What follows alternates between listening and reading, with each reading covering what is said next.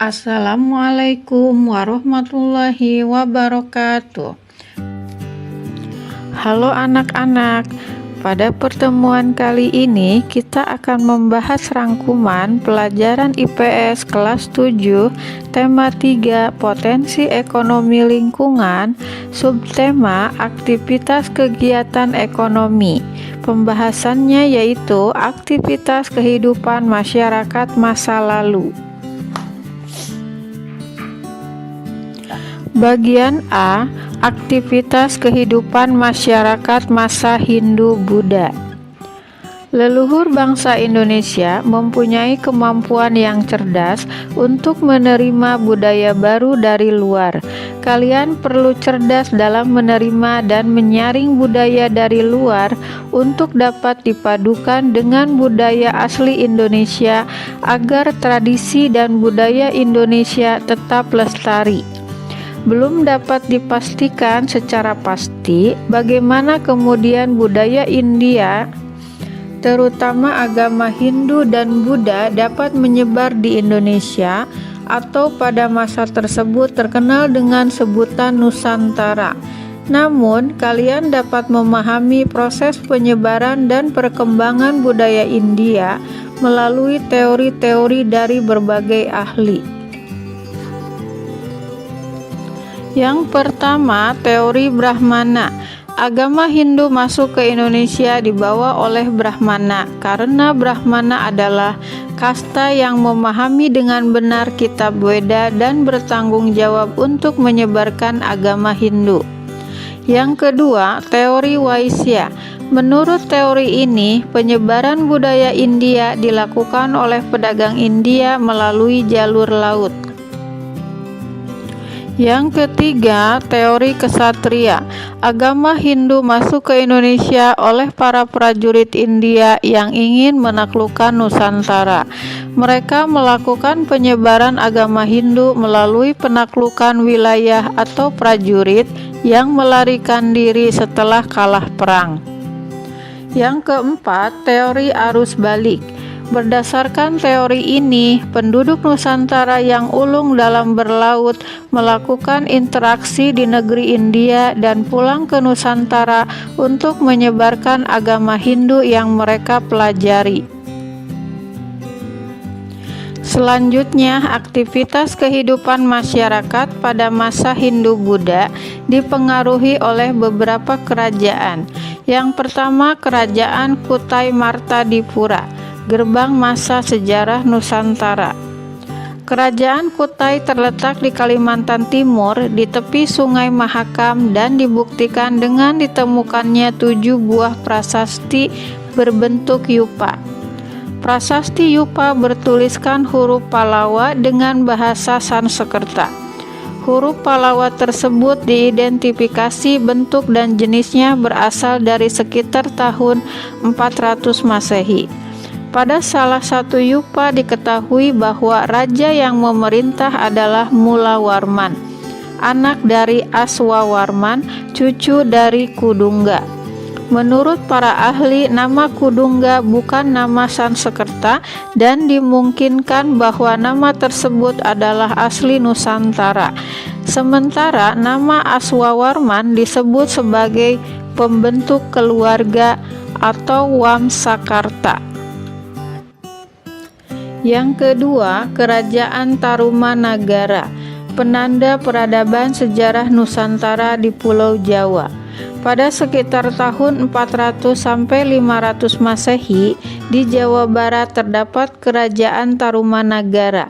Raja yang berkuasa adalah Purnawarman. Kerajaan Tarumanagara diidentifikasi dari berbagai penemuan, dari prasasti di Ciaruten, kebun kopi, Jambu, Pasir Awi, Muara Cianten, Bogor, dan Tugu Cilincing, Jakarta. Sementara di Desa Lebak, Banten Selatan, ditemukan prasasti Munjul. Prasasti-prasasti tersebut ditulis dengan huruf Palawa dan berbahasa Sanskerta yang diubah dalam bentuk syair.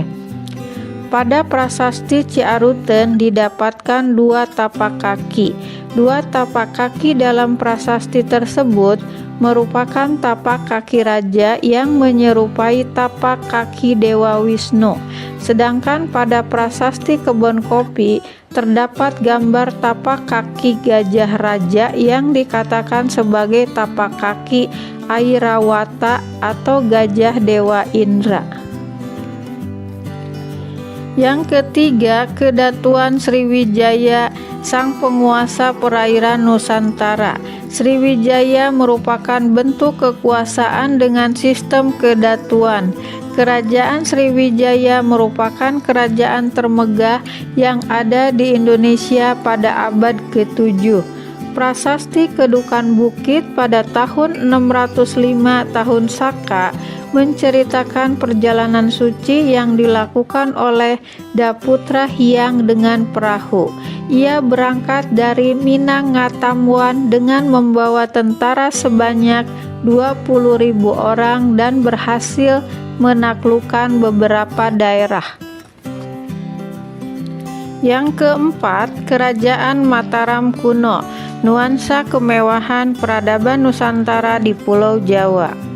Kerajaan Mataram kuno mulai dikenal melalui prasasti yang ditemukan di Desa Canggal.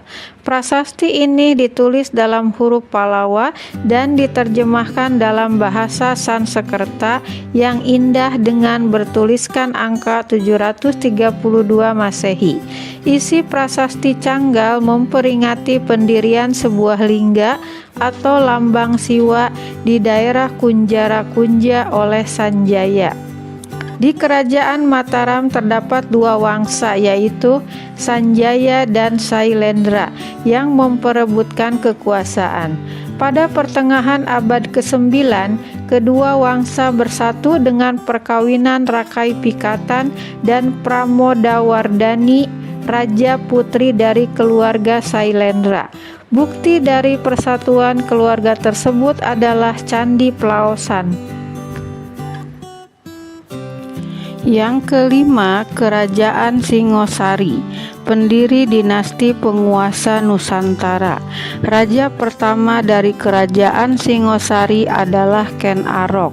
Ia lahir dari seorang anak petani yang kawin dengan dewa.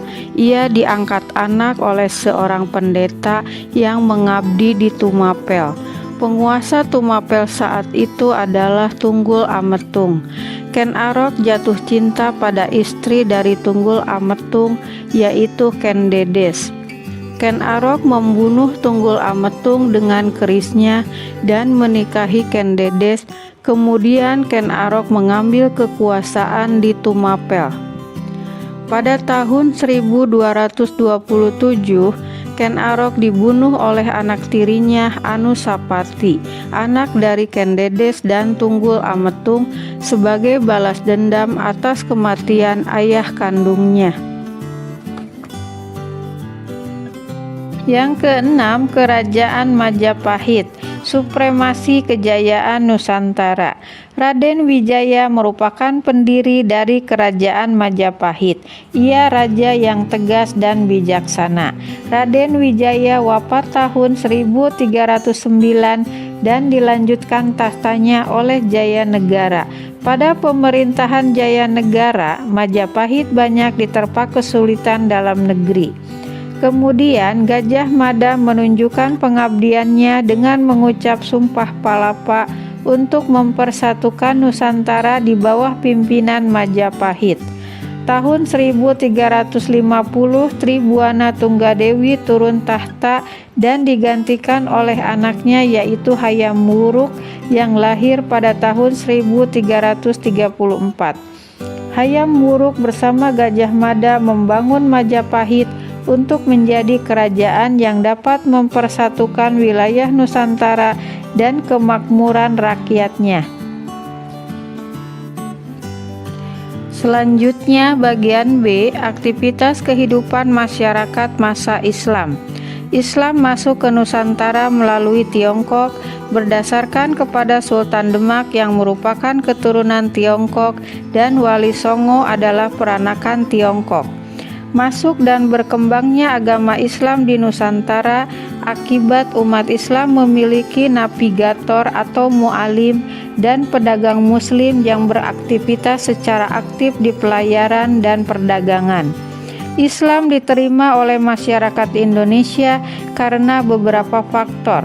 Faktor-faktor tersebut adalah Islam datang dengan damai. Islam tidak membeda-bedakan stratifikasi manusia berdasarkan kelas. Metode ibadah umat Islam mudah untuk dilakukan dan tidak membutuhkan banyak biaya. Berikut media dakwah untuk penyebaran Islam: perdagangan, pernikahan, pendidikan, seni budaya, dakwah, dan tasawuf. Adapun kerajaan-kerajaan Islam yang ada di Indonesia, yang pertama Samudra Pasai, garda terdepan Nusantara. Samudra Pasai merupakan kerajaan Islam yang berada di ujung utara Pulau Sumatera. Sultan pertama dari kerajaan Samudra Pasai adalah Sultan Malik Al-Saleh. Beliau kemudian digantikan oleh putranya yang bernama Sultan Muhammad. Pengganti dari Sultan Muhammad adalah Sultan Ahmad yang bergelar Malik Al-Tahir. Yang kedua, Aceh Darussalam, benteng tangguh Islam di Nusantara. Masa kejayaan dari Kerajaan Aceh tercapai pada pemerintahan Sultan Iskandar Muda. Beliau berhasil menguasai Sumatera sampai daerah Bengkulu dan Kampar. Kemudian Sultan Iskandar Muda digantikan oleh menantunya Iskandar Thani. Pada masa beliau, kejayaan Aceh terus berlangsung dan bertambah jaya. Yang ketiga, Demak, tunas supremasi kejayaan Nusantara. Kerajaan Demak didirikan oleh Raden Patah. Jepara, Tuban, Gresik membantu Demak untuk berdiri menjadi kerajaan. Pati Unus yang menjabat di Jepara sangat rajin membantu ayahnya Raden Patah untuk meluaskan kekuasaan Demak. Yang keempat, Banten, garda Pulau Jawa. Banten dikuasai oleh Fathahilah atas nama Sultan Demak, sedangkan daerah di Cirebon diserahkan pada putranya Pangeran Pasarean.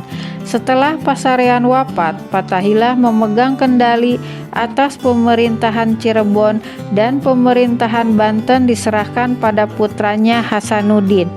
Nah, sudah selesai. Sampai jumpa di video selanjutnya. Wassalamualaikum warahmatullahi wabarakatuh.